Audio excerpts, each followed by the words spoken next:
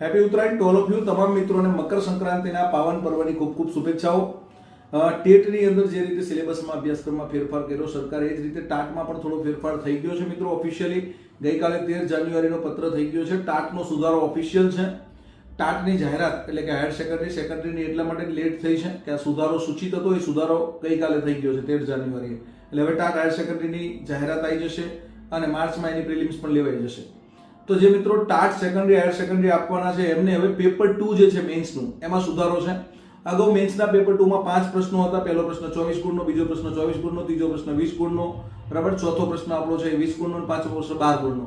આ રીતના 5 પ્રશ્નો હતા. હવે એની જગ્યાએ તમને હવે 4 પ્રશ્ન પૂછાવાના છે અને અગાઉ ઓપ્શન હતા કે 6 માંથી 4 પ્રશ્ન લખો, બરાબર, 7 માંથી 5 પ્રશ્ન લખો. હવે એવા કોઈ ઓપ્શન નથી. તમારે ફરજિયાત પદ્ધતિ તૈયાર કરવી પડશે, ફરજિયાત વિષય વસ્તુ સંપૂર્ણ તૈયાર કરવું પડશે. તમે ઓપ્શનમાં કશું કાઢી શકશો નહીં. 100 ગુણનું પેપર ફરજિયાત થવાનું છે, એટલે થોડી મહેનત વધારે કરવી પડશે મિત્રો.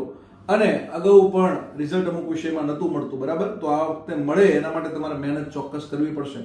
તો મહેનતમાં લાગી જજો. પહેલો પ્રશ્ન 35 ગુણનો છે, બીજો પ્રશ્ન રહેવાનો છે 28 ગુણનો, પછી 22 ગુણનો અને પછી 15 ગુણના હેતુલક્ષી પ્રશ્નો, 1-2 વાક્ય 22 ગુણના.